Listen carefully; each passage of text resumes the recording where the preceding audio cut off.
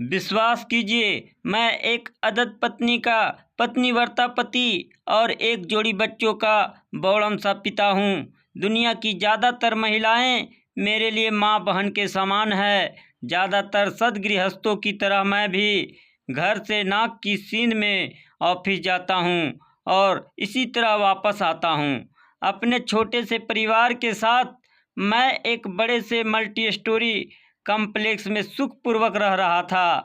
मेरे ऊपर मुसीबतों का पहाड़ तब टूटा जब मेरे पड़ोस वाले फ्लैट में एक फुलझड़ी रहने आ गई। आपकी तरह मेरी भी तबीयत खूबसूरत पड़ोसिन को देखकर झक हो गई, किंतु मेरे दिल का गुब्बारा अगले ही दिन पिचक गया जब पता चला कि वह एक पुलिस इंस्पेक्टर की अघोषित पत्नी है। जैसे सरकारी बाबुओं की घोषित संपत्ति के अलावा अनेक अघोषित संपत्तियां होती है, वैसे ही समझदार पुलिस वालों की घोषित पत्नी के अलावा अनेक अघोषित पत्नियां होती है। बेचारों को जनता की सेवा में दिन रात पूरे शहर की खाक छाननी पड़ती है। चौबीसों घंटे की ड्यूटी थक कर चूर हो जाना लाजमी है।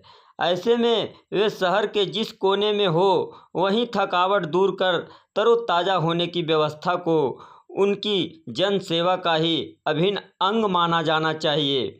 अपनी खूबसूरत पड़ोसिन के बारे में जो सूचना मुझ तक पहुंची, उसके अनुसार कुछ दिनों पहले तक हमारी पड़ोसिन निराश्रित और जमाने के जुल्मों की शिकार थी। एक बार मदद लेने की आस में पुलिस स्टेशन पहुंची तो इंस्पेक्टर साहब ने उन्हें पूरा संरक्षण प्रदान कर दिया। रोटी, कपड़ा और मकान के साथ साथ सारी मूलभूत आवश्यकताएं, आप समस्याएं भी कह सकते हैं, का जिम्मा अपने सिर ले लिया। बेचारे कुछ दिनों तक तो हर रात अबला को सुरक्षा प्रदान करने आते रहे, किंतु वह लोकतांत्रिक व्यवस्था के पैरोकार थे, इसलिए किसी एक का पक्षपात करने के बजाय उन्होंने सप्ताह में अपना एक दिन हमारी पड़ोसिन के लिए आरक्षित कर दिया। वह जब भी आते उनके दोनों हाथ भारी भरकम पैकेटों से लदे रहते।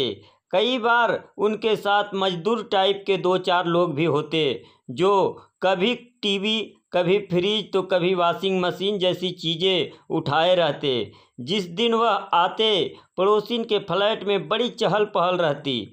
बाकी के 6 दिन उनकी आंखों में दुख का सागर लहराता रहता। कई बार मन में आता कि पड़ोसी धर्म का पालन कर उनके दुख दर्द को बांटूं, किंतु इंस्पेक्टर का ध्यान आते ही सारा जोश फना हो जाता। एक दिन मेरा बेटा नए मोबाइल के लिए जिद कर रहा था। मैं काफ़ी देर तक उसे समझाता रहा और आखिर में अधिकांश भारतीय पिताओं की तरह उसे चाटा जड़ दिया। वह भी सच्चा सपूत था। रो रो कर बंदे ने आसमान सिर पर उठा लिया। अगले दिन मैं ऑफिस जाने के लिए निकला तो लिफ्ट में पड़ोसिन मिल गई। संजोग से वहाँ हम दोनों के अलावा और कोई ना था। उन्होंने मेरी ओर अपनत्व भरी नज़र से देखा, फिर संजीदा होती हुई बोली, देखिए, बच्चों का मन मारना अच्छी बात नहीं होती है।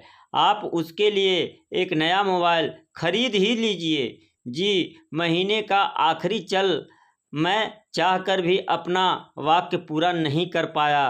पड़ोसिन अत्यंत आत्मीयता से मुस्कुराई और पर्स से 3000 रुपये निकाल कर मेरी ओर बढ़ाती हुई बोली, यह लीजिए, मेरी ओर से खरीद दीजिएगा। लेकिन मैं आपसे रुपये कैसे ले सकता हूँ? मैं अचकचा उठा। रे, हम पड़ोसी हैं, एक दूसरे के सुख दुख में काम आना पड़ोसी का कर्तव्य होता है। कहते कहते उन्होंने इतने अधिकार से मेरी जेब में रुपये ठूस दिए कि मैं ना नहीं कर सका। इसके बाद पड़ोसिन अक्सर मुझे लिफ्ट में मिल जाती और मेरी मदद कर देती। पता नहीं उन्हें मेरी ज़रूरतों के बारे में कैसे पता चल जाता था। जाने वह जादू जानती थी या हम नौकरी पेशा गृहस्थों के चेहरे पर ज़रूरतों का बोर्ड टंगा रहता है। जो भी हो, मैं धीरे धीरे उनके एहसानों तले दबता चला जा रहा था। मैं कमर तोड़ मेहनत करता था, फिर भी बहुत मुश्किल से गाड़ी खींचने लायक कमा पाता था। उधर उनके पास जैसे जादू की डिबिया थी जिसमें रुपये कभी कम ही नहीं होते थे। एक दिन मैंने उनसे पूछा तो वह खिलखिला पड़ी, जादू की डिबिया तो नहीं, लेकिन मेरे पास जादू की पुड़िया जरूर है। क्या मतलब? अब आपसे क्या छिपाना। पड़ोसी ने अपने पर्स से एक छोटी सी पुड़िया निकाली। उसमें सफ़ेद पाउडर जैसा कुछ भरा हुआ था। वह उसे दिखाती हुई मुस्कुराई। मुझे जितने पैसों की ज़रूरत होती है इन्हें बता देती हूँ। ये इस पुड़िया के दम पर उतने पैसे किसी से भी मांग लेते हैं, लेकिन कोई ऐसे ही पैसे कैसे दे देगा? मुझे उस पुड़िया की जादुई शक्तियों पर भरोसा नहीं हुआ। क्यों नहीं देगा? वह रहस्यमय ढंग से मुस्कुराई, फिर मेरे कान में फुसफुसाते हुए बोली, अगर इस पुड़िया में रखी कोकीन की बरामदगी आपकी जेब से दिखा दी जाए तो आप क्या करेंगे? अपनी इज्जत बचाने की खातिर मुँहमांगी रकम देंगे या नहीं? क्या वास्तव में यह कोकीन है? मेरा सब अंग काँप उठा। यह तो फॉरेंसिक रिपोर्ट आने के बाद कोर्ट में ही पता चलेगा, लेकिन तब तक आपकी इज्जत का फलूदा बन जाएगा। सारे रिश्तेदार मान लेंगे कि इसी के दम पर आप कार पर घूमते थे। उन्होंने बताया, लेकिन कार तो मैंने लोन लेकर खरीदी है। मैंने बचाव की कोशिश की। सभी जानते हैं कि लोन आयकर वालों की आंखों में धूल झोंकने के लिए लिया जाता है। उन्होंने मेरे रक्षा कवच को फूंक मारकर उड़ा दिया। यह सुनकर मेरे चेहरे का रंग उड़ गया। यह देखकर वह हल्का सा मुस्कुराई, फिर मेरे कंधे पर हाथ मारते हुए बोली, लेकिन आप क्यों परेशान हो रहे हो? आप तो हमारे शुभ चिंतक हैं। मेरी जान में जान आई और मैं सांस भरते हुए बोला, इसका मतलब इंस्पेक्टर साहब, जिस आदमी की चाहे उसकी इज्जत मिनटों में धो सकते हैं। आदमी की ही क्यों, वह औरत की भी इज्जत धो सकते हैं। वह नैनों को तिरछा कर मुस्कुराई। वह कैसे? दुनिया के सबसे पुराने व्यापार में लिप्त बताकर सभी जानते हैं कि आजकल अमीर घराने की महिलाएं अपने शौक की खातिर, मिडिल क्लास महिलाएं अपने ख्वाब पूरा करने की खातिर और गरीब महिलाएं अपना पेट पालने के लिए इस धंधे में लिप्त रहती है। इसलिए जिस पर चाहो हाथ धर दो, जनता सच मान लेगी। उन्होंने सत्य उजागर किया। बाप रे, तब तो आपके वह बहुत खतरनाक आदमी हुए। मैं हड़बड़ाते हुए बोला, लेकिन मेरे इशारों पर नाचते हैं। वह गर्व से मुस्कुराई और कंधे उचकाते हुए चली गई। 2 दिन के बाद मेरी श्रीमती जी अचानक कुछ काम से मायके चली गई। उनके बिना खाली फ्लैट काटने को दौड़ता था, लेकिन मजबूरी थी। शाम को मैं मुंह लटकाए ऑफिस से लौट रहा था कि लिफ्ट में पड़ोसिन मिल गई। सुना है भाभी जी मायके गई है? उन्होंने अत्यंत शालीनता से पूछा।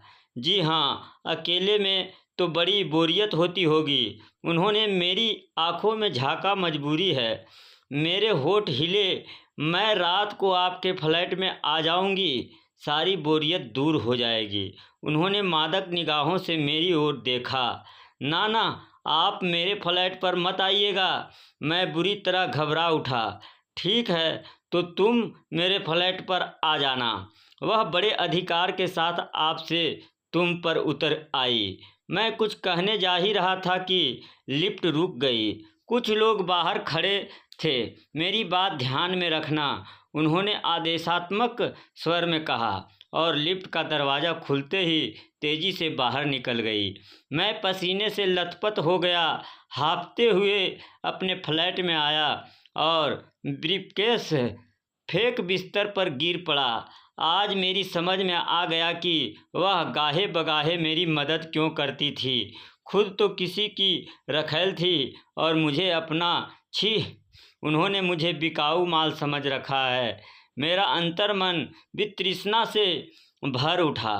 टाइम पास करने के लिए मैंने एक पत्रिका उठा ली, किंतु उसके पन्नों पर भी पड़ोसिन का चेहरा उभर आया।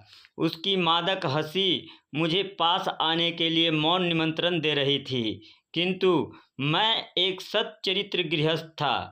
किसी भी कीमत पर उस नागिन के जाल में नहीं फंसूंगा। मैंने पत्रिका को दूर उछाल दिया। रिमोट उठाकर मैंने टीवी चला दिया। एक आइटम गर्ल का उत्तेजक डांस आ रहा था।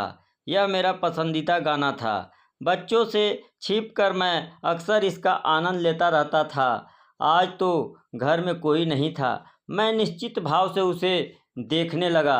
अचानक आइटम गर्ल की गर्दन पर पड़ोसिन का चेहरा चिपक गया। अपनी मादक अदाओं से वह मुझे पास आने का निमंत्रण दे रही थी।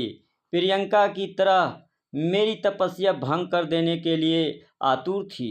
तुम मुझे अपनी तरह दलदल में नहीं घसीट सकती। मैंने झल्लाते हुए टीवी बंद कर दिया और बिस्तर पर लेट गया। धीरे धीरे रात गहराने लगी। मेरी भूख प्यास गायब हो चुकी थी। नींद मुझसे कोसों दूर थी। काफ़ी देर तक मैं करवटें बदलता रहा।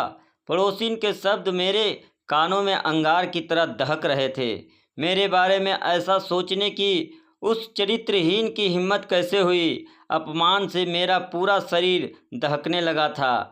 अगर मेरे परिवार और रिश्तेदारों को इस बारे में पता चल जाए तो मैं तो किसी को मुंह दिखाने के लायक नहीं रहूँगा। अचानक मेरी सोच को झटका लगा। अगर मैंने उसका कहना नहीं माना और उसने इंस्पेक्टर से कहकर वह जादू की पुड़िया मेरी जेब से बरामद करवा दी तो क्या होगा? अपने जिस चरित्र को मैं बचाना चाहता हूँ, क्या उसकी धज्जियाँ नहीं उड़ जाएगी? क्या समाज के सामने मेरी इज्जत दो कौड़ी की नहीं रह जाएगी? कुछ भी हो, मैं उसके जाल में नहीं फंसने वाला। बड़े बड़े महापुरुषों को सच्चरित्रता दिखलाने पर कठिनाइयों का सामना करना पड़ा है। मेरी भी जो बेइज्जती होगी उसे सह लूँगा। मैंने अटल निर्णय ले लिया। ठीक है, तुम तो महापुरुषों की श्रेणी में आ जाओगे, लेकिन यदि उस घायल नागिन ने बदला लेने की खातिर इंस्पेक्टर से कहकर तुम्हारी पत्नी के दामन पर दाग लगवा दिया तो क्या वह बेचारी बेमौत नहीं मारी जाएगी? उसकी पवित्रता का दामन तार तार नहीं हो जाएगा? जिसने जीवन भर तुम्हारी निस्वार्थ सेवा की है, क्या अपने स्वार्थ की खातिर उसका जीवन बर्बाद हो जाने दोगे? तभी मेरी अंतर आत्मा ने दस्तक दी। एक एक प्रश्न हथौड़े की भांति मेरे मनोमस्तिष्क पर बरसने लगा। तेज कोलाहल से मेरे कान के पर्दे फटने लगे। नहीं, मैं अपने हाथों को दोनों कानों पर रखकर सिसक पड़ा। पत्नी की इज्जत की रक्षा करना तो पति का कर्तव्य होता है। मैंने भी 7 फेरों के समय इस बात की शपथ खाई थी, चाहे मेरा सर्वस्व ही क्यों ना बर्बाद हो जाए, मैं उसके चरित्र पर आँच नहीं आने दूंगा।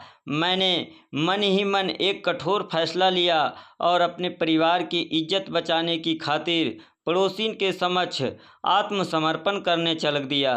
यह कहानी आपको कैसी लगी कमेंट के माध्यम से हमें ज़रूर बताएं और ऐसे ही कहानी सुनने के लिए मेरे चैनल को लाइक और सब्सक्राइब ज़रूर करें।